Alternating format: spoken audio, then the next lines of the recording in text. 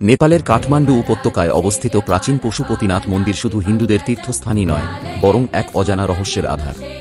কথিত আছে, এখানে ভগবান শিব স্বয়ং বাস করেন এবং প্রতিদিন নির্দিষ্ট সময়ে এক অদৃশ্য শক্তি উপস্থিত হয়। মন্দিরের প্রধান দরজা বছরের নির্দিষ্ট সময় নিজে থেকেই খুলে যায় বলে জনশ্রুতি রয়েছে। এছাড়া এখানে এমন এক নিঃশব্দ ধূপ জ্বলে, যার উৎস কেউ জানে না। আরও আশ্চর্যের বিষয়, শত বছর ধরে মন্দিরের সোনার ছাতা কখনো মলিন হয় না।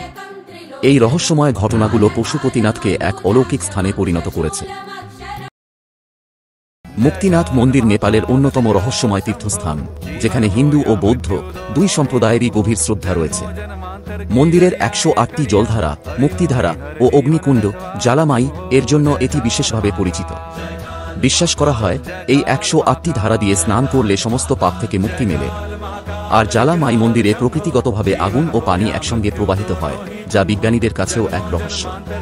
অন্নপূর্ণা ও ধৌলাগিরি পর্বতের মাঝখানে অবস্থিত এই মন্দির শুধুই ধর্মীয় নয়, প্রকৃতির এক বিস্ময়ও বটে। নেপালের রাজধানী কাঠমান্ডুর কাছেই অবস্থিত বুদ্ধ নীলকণ্ঠ মন্দির, যা ভগবান বিষ্ণুর এক অনন্য শায়িত মূর্তির জন্য বিখ্যাত। এখানে বিশাল এক কালো পাথরের মূর্তি রয়েছে, যেখানে বিষ্ণু সাপের শয্যার ওপর বিশ্রাম নিচ্ছেন। জনশ্রুতি অনুসারে এই মূর্তিটি প্রায় 1400 বছর পুরনো এবং এটি একমাত্র স্থাপত্য যেখানে বিষ্ণুকে জলাশয়ের মধ্যে শায়িত অবস্থায় দেখা যায়।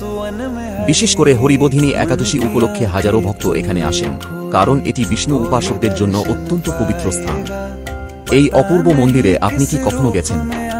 আপনার অভিজ্ঞতা শেয়ার করুন। নেপালের ঐতিহাসিক জনকপুরে অবস্থিত জনকী মন্দির, যা দেবী সীতার জন্মস্থান হিসেবে পরিচিত।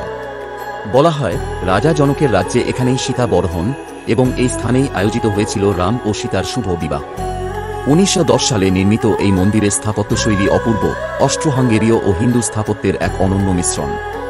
এটি শুধু ধর্মীয়ভাবেই গুরুত্বপূর্ণ নয়, এটি নেপালের অন্যতম দর্শনীয় স্থান। প্রতি বছর বিবাহ পঞ্চমী উপলক্ষে হাজারো ভক্ত এখানে ভিড় করেন, স্মরণ করেন রাম সীতা প্রেমের এই পবিত্র স্থান।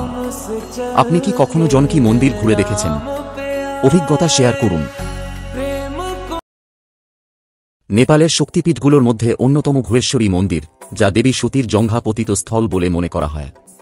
পশুপতিনাথ মন্দিরের নিকটে অবস্থিত এই মন্দির তন্ত্রসাধনা ও আধ্যাত্মিক শক্তির কেন্দ্র। কথিত আছে, এখানে মা দুর্গার শক্তি এতটাই প্রবল যে প্রকৃত ভক্তরা এক অপার্থিব অনুভূতি লাভ করেন। কিছু সাধক বিশ্বাস করেন, মন্দিরের গভীরে এক রহস্যময় শক্তি রয়েছে যা মানবজগতের বোধগম্যতার বাইরে। মন্দিরের নেপালি স্থাপত্য ও পরিবেশ এক অন্যরকম আধ্যাত্মিক অনুভূতি দেয়। আপনি কি কখনো ঘুরেশ্বরী মন্দির পরিদর্শন করেছেন? জানিয়ে দিন কমেন্টে।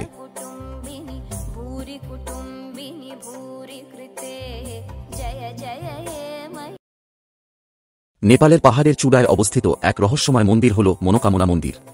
প্রচলিত বিশ্বাস অনুসারে এখানে প্রার্থনা করলে মনের ইচ্ছা পূরণ হয়। স্থানীয় কিংবদন্তি অনুযায়ী 17 শতকে গোর্খা রাজবংশের রাজা এই মন্দির প্রতিষ্ঠা করেন। কথিত আছে, এক রহস্যময় নারীকে দেবী মনে করে রাজা তাঁর জন্য একটি মন্দির গড়ে তোলেন। পরে জানা যায় তিনিই ছিলেন দেবী মনোকামনা। এই মন্দিরে পৌঁছাতে হলে ভক্তদের পাহাড় বেয়ে উঠতে হয় বা রোপওয়েতে চড়ে যেতে হয়, যা নিজের মধ্যেই এক অনন্য অভিজ্ঞতা।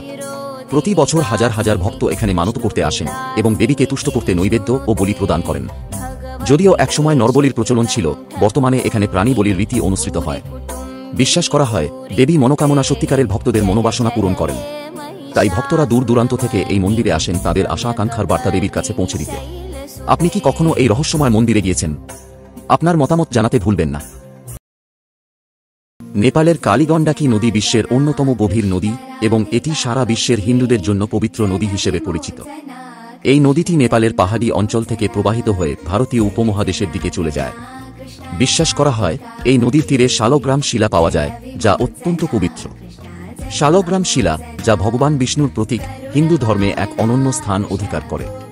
এই শিলা ভগবান বিষ্ণুর উপাসনা ও পূজায় ব্যবহৃত হয় এবং এটি পৃথিবীতে একমাত্র কালীগণ্ডাকী নদীর তীরে পাওয়া যায়।